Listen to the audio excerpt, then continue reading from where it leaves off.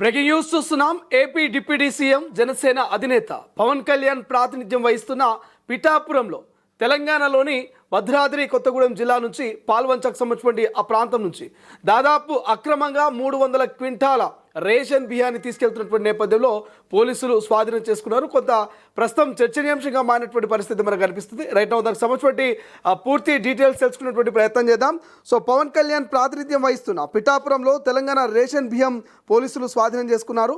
పాల్వంచ నుండి పిఠాపురం తరలిస్తున్నటువంటి 300 క్వింటాల రేషన్ బియ్యాన్ని స్వాధీనం చేసుకొని లారీని సీజ్ చేస్తున్నారు పోలీసులు. అయితే పిఠాపురంలో ఏదైతే పట్టుబడినటువంటి తెలంగాణ రేషన్ బియ్యం ఏపీ డీసీఎం పవన్ నియోజకవర్గంలో మరి అక్రమంగా వీటన్నిటి కూడా తరలిస్తున్నటువంటి నేపథ్యంలోనే అక్కడ వాటిని పట్టుకోవడం జరిగినట్టు తెలుస్తుంది. ప్రధానంగా దాదాపు 300 క్వింటాల్గా ఈ రేషన్ బియ్యాన్ని పోలీసులు ఐడెంటిఫై చేసినట్టుగా తెలుస్తోంది. సో సంబంధిత లారీని సీజ్ చేశారు. పొరుగు రాష్ట్రాల నుండి తక్కువ ధరకు రేషన్ బియ్యాన్ని సేకరించి ఇక్కడ అక్రమ రవాణా చేస్తున్నారనే సమాచారంతో పోలీసులు దాడులు నిర్వహించారు.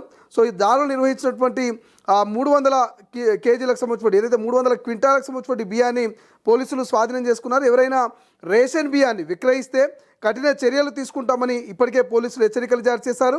అయితే నిందితులపై కేసు నమోదు చేసి పోలీసులు దర్యాప్తు మొదలుపెట్టినట్టుగా తెలుస్తోంది. సో కేవలం పాల్వంచలోనే కాదు, తెలంగాణలో ఉన్నటువంటి కొన్ని ప్రాంతాల్లో ఎప్పుడైతే మరి ఆ రేషన్ బియ్యం పంపిణీ జరుగుతుందో, రేషన్ బియ్యం పంపిణీ తర్వాత కొంతమంది గల్లీలో కావచ్చు లేకపోతే ఇంటింటికి తిరుగుతారు. రేషన్ బియ్యాన్ని 18 రూపాయలు 20 రూపాయల కిలో చొప్పున రేషన్ బియ్యాన్ని సేకరిస్తున్నారు.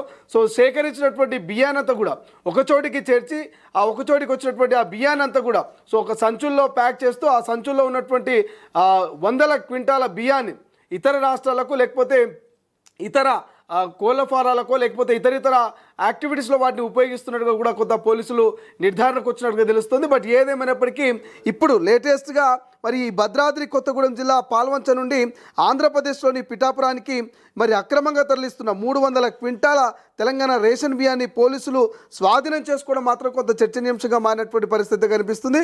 సో సీజ్ చేసినటువంటి మరి కేవలం 300 క్వింటాలు మాత్రమే కాదు, ఇంకా పోలీసులు పట్టుకోకుండా సో చాలా పోలీసుల కళ్ళు కప్పి ఇటు సివిల్ సప్లై శాఖకు సంబంధించిన అధికారుల కళ్ళు కప్పి చాలామంది సో మధ్యవర్తులు ఈ యొక్క రేషన్ బియ్యాన్ని అక్రమంగా రవాణా చేస్తున్నారనే ఒక చర్చ కూడా బలంగా వినిపిస్తున్నటువంటి పరిస్థితి.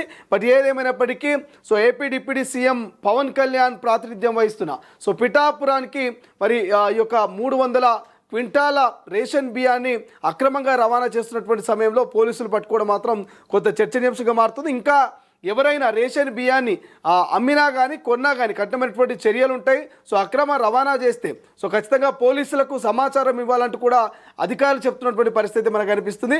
బట్ కొన్ని చోట్ల మాత్రము ఇక అక్రమంగా రేషన్ బియ్యాన్ని కొనుగోలు చేస్తూ రాత్రికి రాత్రి క్వింటాల కొద్ది రేషన్ బియ్యాన్ని మాత్రము ఇతర రాష్ట్రాలకు దాటిస్తున్నారు. సో లేకపోతే ఇతర యాక్టివిటీస్లో వాటిని వాడుకోవడమా లేకపోతే వాటిని ఇంకేదైనా రూపంలో ఇడ్లీ బండి కాకపోవచ్చు లేకపోతే కొన్ని హోటల్స్ కావచ్చు, చిన్న చిన్న బిజినెస్ వ్యాపారస్తులు ఎవరైనా ఉంటే వారితో టైఅప్ అయ్యి ఈ రేషన్ బియ్యాన్ని అక్రమంగా వారికి ఎక్కువ ధరకు అమ్ముకుంటున్నటువంటి ఒక చర్చ అయితే ప్రధానంగా వినిపిస్తుంది. సో ఈ నేపథ్యంలో అక్రమార్కుల పైన ఉక్కుపాదం మోపేందుకైతే పోలీసులు ఇటు సివిల్ సప్లై శాఖ రంగంలోకి దిగుతుంది. ఎక్కడికక్కడ మరి యొక్క అక్రమ రవాణాదారులు ఎవరైతున్నారో వాళ్ళ మీద ఉక్కుపాదం మోపే ప్రయత్నం చేస్తున్నట్టు తెలుస్తుంది. సో ఈ నేపథ్యంలోనే పాల్వంచ నుంచి ఏపీ పిఠాపురానికి తరలిస్తున్నటువంటి 300 క్వింటాల అక్రమ రేషన్ బియ్యాన్ని అయితే పోలీసులు స్వాధీనం చేసుకొని కేసు నమోదు చేశారు. అక్కడటువంటి లారీని కూడా సీజ్ చేసిన పరిస్థితి ప్రస్తుతం కనిపిస్తోంది.